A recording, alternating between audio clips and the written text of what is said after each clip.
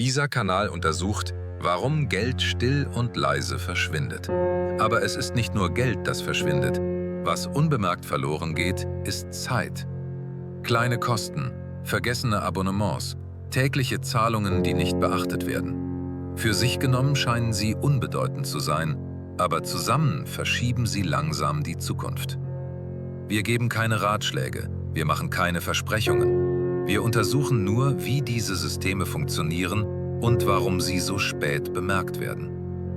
Wenn Geld lautlos verschwindet, beginnt die Untersuchung hier. Dieses Video verkauft keinen Traum. Es zeigt eine Zeitkurve, kein Glück, keine Geheimnisse, nur Mathematik, Zinseszins und Disziplin. Eine 5-Jahres-Kurve. Die ersten 2 Jahre bauen das Fundament, die nächsten 3 Jahre beschleunigen und im 5. Jahr erreicht man den Punkt, den die meisten Menschen nie sehen, den Moment, in dem Geld härter arbeitet als man selbst. Die meisten verpassen diese Kurve, denn das schwierigste Jahr ist das 4. Die Fehler dort werfen alles zurück. Am Ende dieses Videos wirst du verstehen, warum diese Kurve so funktioniert, warum die beste Phase fast niemand erreicht und ab welchem Punkt Fehler nicht mehr korrigiert werden. Ein Punkt wird erreicht. Arbeiten ist keine Pflicht mehr, es wird zu einer Option. Aber bevor wir anfangen, sollten wir uns über eines klar werden. Hier geht es nicht um leicht verdientes Geld. Es geht um eine einfache, aber realistische Perspektive. Wenn Sie daran interessiert sind, mit einfachen Erklärungen und realistischen Plänen zu verstehen, wie man Geld ansammelt, dann hilft es uns, mehr Menschen mit ähnlichen Schwierigkeiten zu erreichen, wenn Sie dieses Video liken und den Kanal abonnieren. Es muss von Anfang an klar gesagt werden. Das muss von Anfang an klar gesagt werden. Es handelt sich nicht um ein Versprechen, dass jeder in genau 5 Jahren aufhören kann zu arbeiten. Es handelt sich um ein System, das den Zeitplan erheblich verkürzen kann, wenn man die Mathematik respektiert. Hier beginnt auch das eigentliche Missverständnis. Zinseszins ist eigentlich einfach. Aber die meisten Menschen stellen ihn sich falsch vor. Sie glauben, er sei langsam, dass jahrelang nichts passiert und verlieren deshalb die Geduld. Dabei kann Zinseszins extrem schnell wirken, wenn man ihn richtig nutzt. Das eigentliche Problem ist, dass Menschen ihn genau im falschen Moment unterbrechen. Sie fangen an, dann hören sie auf, machen weiter und ziehen sich zurück, wenn es unangenehm wird. Sie hören Nachrichten, werden nervös, warten auf den perfekten Zeitpunkt und wundern sich Jahre später, warum sich nichts bewegt hat. Anstatt also das nächste Jahrzehnt treiben zu lassen, stellt sich nur eine Frage. Was wäre, wenn man die nächsten 5 Jahre bewusst gestaltet? Das Ziel ist einfach. Der Punkt, an dem das Wachstum deines Geldes deinen eigenen Aufwand überholt. Darum geht es in diesem Rahmen. Es ist kein Plan, sondern ein Prozess. Man kann diesen Weg in 3 Phasen sehen: Fundament, Beschleunigung, Explosion. Jede Phase hat eine Aufgabe. Und deine Aufgabe ist nicht, den Markt vorherzusagen. Die eigentliche Aufgabe ist, nicht aufzuhören, kurz bevor der entscheidende Teil beginnt. Die erste Phase ist das Fundament, die ersten 2 Jahre. Man könnte sie das Erwachen nennen. Von außen wirkt sie langweilig. Doch unter der Oberfläche entscheidet sie alles, was danach kommt. Wenn du diese Jahre nicht überstehst, wird danach nichts Großes passieren. Das sind die unsichtbaren Jahre. Man investiert, aber das Konto bleibt klein. Man verzichtet auf Restaurantbesuche, auf spontane Käufe, auf kleine Luxusmomente. Und trotzdem sieht der Kontostand kaum anders aus als vorher. Es fühlt sich an, als würde das Universum den eigenen Einsatz absichtlich ignorieren. Stell dir ein einfaches Beispiel vor. Jeden Monat ein überschaubarer Betrag. Nichts Besonderes, keine exotischen Konstrukte, nur etwas Solides und Langweiliges. Am Anfang passiert nicht das, was man erwartet. Und genau an diesem Punkt steigen die meisten aus. Am Ende des ersten Jahres schaut man auf das Konto. Vielleicht sieht man einen kleinen Gewinn. Aber im Verhältnis zum Einsatz wirkt er bedeutungslos. Dann taucht der Gedanke auf, funktioniert dieses System wirklich? Oder ist es nur etwas für andere? Genau dieser Zweifel ist der eigentliche Test. Zinseszins belohnt am Anfang nicht. Er prüft Geduld. Er will wissen, ob man weitermacht, auch wenn nichts beeindruckend aussieht. Ob man aussteigt, sobald Enttäuschung spürbar wird, oder ob man den unsichtbaren Prozess weiterfüttert. Gegen Ende des 2. Jahres beginnt sich etwas Subtiles zu verändern. Die kleinen Gewinne aus dem 1. Jahr stehen plötzlich nicht mehr allein da. Sie beginnen, selbst zu arbeiten. Deine Beiträge sind weiterhin wichtig, aber sie sind nicht mehr allein. Die Kurve biegt sich leise nach oben. Dieser Moment ist das Erwachen. Zum ersten Mal sieht man klar, dass Geld auch im Schlaf arbeitet. Klein, aber real. An diesem Punkt verschiebt sich etwas. Man hofft nicht mehr, dass es funktioniert, man weiß es. Dieser mentale Wechsel verändert alles.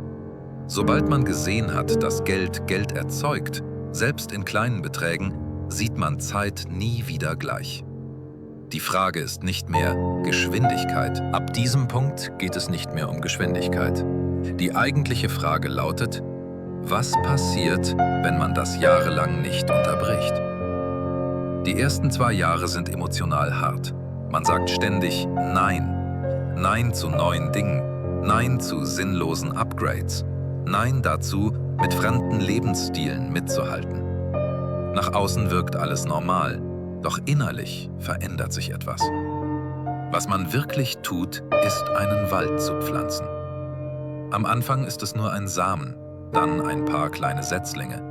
Über der Erde sieht man fast nichts. Doch unter der Oberfläche breiten sich die Wurzeln aus. Intertwining and preparing for explosive growth later. Why 2 years and not 1 or 5? Because compounding needs enough time for your first profits to start reinforcing themselves, but not so long that you lose motivation. 2 years is where discipline and visible reward meet in the middle. After 2 years of consistent investing, something clicks. Contributing is no longer a struggle of willpower, it becomes part of your identity. You see yourself as an investor, not just an employee. You feel wrong when you skip a month. You stop. Ab diesem Punkt ändert sich die Frage. Man fragt nicht mehr, kann ich investieren, sondern wo kann ich kürzen, um mehr zu investieren? Das ist die erste Schwelle. Mathematik ist wichtig, aber was einen im Spiel hält, ist dieser Identitätswechsel. Die erste Schwelle ist simpel.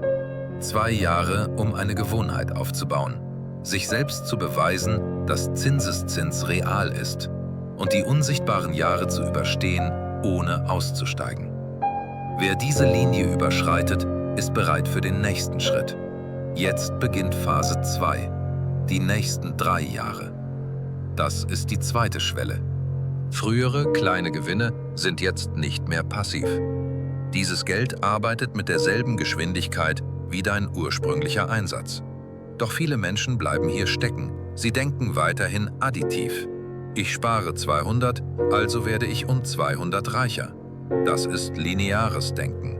In der Beschleunigungsphase rekrutiert jeder neue Beitrag weitere Arbeiter. Mit der Zeit verdienen diese Arbeiter mehr als der Chef selbst. Das ist Multiplikation. Im 3. oder 4. Jahr öffnet man sein Konto und bemerkt etwas Seltsames. Der Zuwachs über 12 Monate ist größer als alles, was man zuvor aufgebaut hat. An diesem Punkt beginnt das Geld langsam, aber eindeutig den eigenen Einsatz zu überholen. Es fühlt sich an, als hätte man eine geheime Abkürzung gefunden. Doch die Wahrheit ist unspektakulärer. Das ist kein Trick. So sieht Zinseszins aus, wenn man ihm endlich genug Zeit gibt. Er belohnt Ausdauer, nicht Genialität. Man war nicht besonders klug. Man ist einfach lange genug im Spiel geblieben. Und genau hier sabotieren sich viele unbewusst selbst. Sie sehen den Kontostand, vielleicht 10.000 oder 15.000, werden nervös, verlieren die Ruhe und ziehen den Stecker, um etwas zu kaufen, um sich zu belohnen, und stoppen das System genau dann, wenn es anfängt zu tragen. An diesem Punkt auszusteigen, ist wie ein Flugzeugtriebwerk abzuschalten, während es noch über die Startbahn beschleunigt. Der gesamte Treibstoff der unsichtbaren Jahre war dafür gedacht, dich in die Luft zu bringen. Doch man hört auf, genau bevor die Räder den Boden verlassen. Bleibt man investiert, entsteht Eigendynamik. Die Räder drehen schneller. Der Schneeball sammelt mit jeder Umdrehung mehr Masse. Gegen Ende des 4. Jahres kann der Gewinn eines einzigen Jahres größer sein als alles, was in den ersten 2 Jahren zusammen entstanden ist. Die Zahlen variieren, das Prinzip nicht. Die Zahlen können variieren, doch das Muster bleibt gleich. Die Gewinne beschleunigen, die Kurve wird steiler. Deshalb sollte man aufhören, sich darauf zu fixieren, wie viel man eingezahlt hat. Entscheidend ist, wie schnell das Geld im Verhältnis zu den Einzahlungen wächst. Diese Phase fühlt sich emotional anders an. Es gibt Aufregung, aber sie ist leise. Man lebt weiterhin einfach. Doch man versteht jetzt die Abwägungen. Jeder unnötige Kauf ist nicht nur ein einmaliger Verlust, er zerstört zukünftiges Wachstum, noch bevor es entstehen kann. Deshalb beginnt man, seine Investitionen wie etwas Wertvolles zu schützen. An diesem Punkt ist Geld nicht mehr passiv. In gewisser Weise ist es lebendig. Es vermehrt sich, erzeugt neue Einheiten und rekrutiert weiteres Geld, um zu wachsen. Man kämpft nicht mehr gegen Geld und Geld arbeitet nicht mehr gegen einen. Zum ersten Mal stehen man selbst und das eigene Kapital auf derselben Seite. Das ist die zweite Schwelle, Momentum. In dieser Phase ändert sich die eigene Rolle. Man ist nicht mehr die Person, die ein schweres Rad bergauf schiebt. Man steuert eine Maschine, die sich von selbst vorwärts bewegen will. Anpassungen fühlen sich ruhig an. Kein Stress, keine Eile. Man überprüft die Struktur, erhöht Beiträge, wenn es sinnvoll ist. Der entscheidende Unterschied ist, das System will jetzt auch ohne Druck weiterlaufen. In dieser Phase passt man an, wenn das Einkommen steigt, reduziert unnötige Risiken. Aber man jagt keine Rendite mehr. Man schützt eine funktionierende Struktur und lässt sie laufen. Wenn du noch zuschaust und das bisher Sinn ergibt, ist das ein guter Moment, das Video zu liken. Schreib in die Kommentare, wo du stehst. Monat 1, Jahr 2 oder darüber hinaus. Wenn du diesen gesamten 5-Jahres-Weg begleiten willst, kann es sinnvoll sein, auf diesem Kanal zu bleiben. Jetzt kommen wir zu dem Teil, von dem alle träumen. Phase 3, die dritte Schwelle, die Explosion. Aber nicht so, wie es sich die meisten vorstellen. Ab dem 5. Jahr beginnt sich die Kurve, die zuvor fast flach wirkte, plötzlich nach oben zu biegen. Wie ein Raketenstart, aber leise. In dieser Phase passiert etwas Ungewöhnliches. Das Wachstum innerhalb von nur 12 Monaten kann dem entsprechen, was das Portfolio in mehreren Jahren zuvor erwirtschaftet hat. Oder es sogar übertreffen. Die Strategie hat sich nicht geändert. Keine neuen Tricks, keine Richtungswechsel. Verändert hat sich nur eines: das Momentum. Das monatliche Wachstum kann plötzlich einem Wochengehalt entsprechen. Mit der Zeit reicht das jährliche Wachstum aus, um die gesamten Jahresausgaben zu decken. Und genau hier ändern sich die Spielregeln. Ab diesem Punkt ist Rente keine Fantasie mehr, sondern eine echte Option. Hier wird die Idee der Freiheitszahl entscheidend. Vergiss für einen Moment das pauschale Millionärziel. Freiheit ist kein bestimmtes Vermögen. Freiheit bedeutet, dass Investitionen den Lebensstil leise finanzieren können. Für manche reichen 40.000 im Jahr, andere brauchen 60.000 oder 80.000. Die Zahlen unterscheiden sich, das Prinzip nicht. Sobald Investitionen das eigene Leben tragen, kehrt Wahlfreiheit zurück. Man kann diesen Punkt als kritische Masse bezeichnen. In der Physik ist kritische Masse der Moment, in dem eine Reaktion sich selbst trägt. Finanziell bedeutet das, dass reinvestierte Gewinne den Zinseszins fast automatisch antreiben. Die Raketenmetapher passt hier perfekt. Der schwierigste Teil ist der Start. Der größte Teil des Treibstoffs wird verbraucht, nur um der Schwerkraft zu entkommen. Die frühen Opfer. Die unsichtbaren Jahre. Die disziplinierten Phasen. Sie waren der Treibstoff. Jetzt bist du in der Luft. Doch das bedeutet nicht, dass der Weg vorbei ist. Es bedeutet nur, dass sich das Spiel verändert hat. Denn in dieser Phase verschwindet die Gefahr nicht. Sie ändert ihre Form. Das Problem ist nicht mehr Geld zu verdienen, sondern es zu schützen. Kontrollillusionen entstehen. Überheblichkeit schleicht sich ein.